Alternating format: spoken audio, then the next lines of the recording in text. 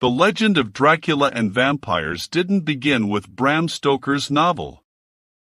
It started centuries earlier, rooted in real history and ancient folklore that terrified entire civilizations. The name Dracula comes from a real person. Vlad III, Prince of Wallachia, ruled in the 15th century in what is now Romania. His father was called Dracul, meaning dragon, a title of honor. Vlad inherited the name, becoming Dracula, son of the dragon. But Vlad earned another name: Vlad the Impaler. His preferred method of execution was impalement. Victims were placed on long wooden stakes and left to die slowly, sometimes taking hours or days. He impaled thousands. Some accounts claim 20,000 Turkish soldiers were impaled outside his capital city as a warning to invaders. Forests of the dead, they called them. Vlad used terror as a weapon. He would dine among the impaled corpses, dipping his bread in their blood. Whether this was literal or propaganda spread by his enemies, the stories were enough to create a legend that would last centuries. But vampires existed in folklore long before Vlad. Ancient Mesopotamian texts describe blood-drinking demons. Greek mythology spoke of the impusa, creatures that fed on sleeping travelers. Slavic folklore was filled with tales of the undead rising from graves to drain the living. Medieval Europe was obsessed with vampires. When plague swept through villages, people blamed the recently dead. They believed corpses could rise and spread disease by drinking blood. Graves were opened. Bodies that hadn't fully decomposed were declared vampires. The signs were specific. If a body was bloated, it meant the vampire had been feeding. If blood was found near the mouth, it proved the creature had been drinking. In reality, these were natural stages of decomposition, but to terrified villagers, they were evidence of the undead. Methods of killing vampires varied by region. In Serbia, a wooden stake through the heart was standard. In Romania, they removed the heart and burned it. In some areas, the head was cut off and placed between the legs to prevent the vampire from finding it and reattaching it. Garlic, crosses, and holy water entered the mythology through the Christian Church's attempts to explain and combat these beliefs. Running water was thought to trap vampires because it represented purification. Vampires couldn't cross it. Mirrors revealed vampires because they had no souls, and thus cast no reflection.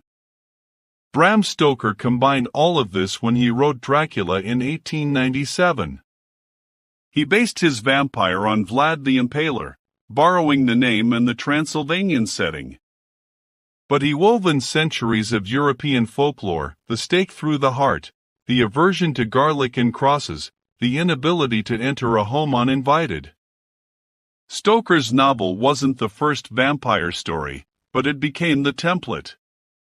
Every vampire myth that followed borrowed from Dracula. The elegant nobleman.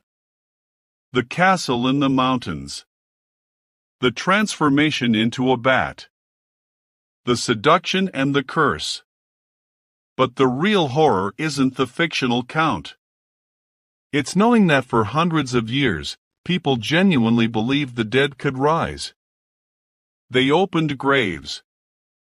They mutilated corpses. They lived in constant fear that their loved ones might return as monsters. Vlad the Impaler died in battle in 1476. His head was reportedly sent to the Sultan as proof of his death. But his legend never died. It evolved. It spread. It became immortal. Just like a vampire. The vampire myth spread beyond Europe. Nearly every culture has a version of blood-drinking creatures. In China, the jianshi were hopping corpses that drained life force from the living. In the Philippines, the aswang was a shapeshifter that preyed on pregnant women and children, drinking their blood at night. In the Caribbean, the sucuyant was an old woman who shed her skin at night and transformed into a ball of fire, entering homes through cracks to drink the blood of sleeping victims. To kill her, you had to find her discarded skin and rub it with salt so she couldn't put it back on. African folklore spoke of the Ads, a vampiric being that could take the form of a firefly. It would slip into homes and drink blood from sleeping children. If caught in firefly form, it would transform back into human shape. These weren't just stories. These were explanations for things people didn't understand. Sudden infant death. Wasting diseases like tuberculosis. Mysterious deaths in the night. When medicine couldn't explain it, people turned to supernatural causes. In New England during the 1800s, tuberculosis outbreaks led to vampire panics. Families watched loved ones waste away, growing pale and weak. They believed the dead were rising to drain the living. In Rhode Island, a girl named Mercy Brown died of tuberculosis in 1892. 2 months later, her body was exhumed. Her heart was removed and burned. Her brother, also sick, was forced to drink the ashes mixed with water. He died anyway. The real question is why vampires terrified people so deeply. It wasn't just fear of death. It was fear of the wrong kind of death. The idea that you could die and not rest. That you could become something monstrous. That your body could be used against those you loved. Medieval people believed in a good death, confessing sins, receiving last rites, being buried in sacred ground. A vampire represented the opposite. A corrupted death. The soul trapped. The body reanimated for evil purposes. This is why vampire prevention was so important. In Eastern Europe, bodies were buried face down, so if they tried to dig out, they would dig deeper into the earth. Iron nails were driven through the skull. Heavy stones were placed on the chest. Anything to keep the dead from rising. Some villages appointed official vampire hunters. These men would travel from town to town, identifying and destroying suspected vampires. They were paid well. Because the fear was real. And profitable. The last recorded case of vampire hunting in Europe happened in the 1970s in Romania. An old woman died, and her relatives believed she had returned as a vampire, causing illness in the family. They exhumed her body, removed her heart, burned it, mixed the ashes with water, and drank it. They were arrested. But the belief didn't die.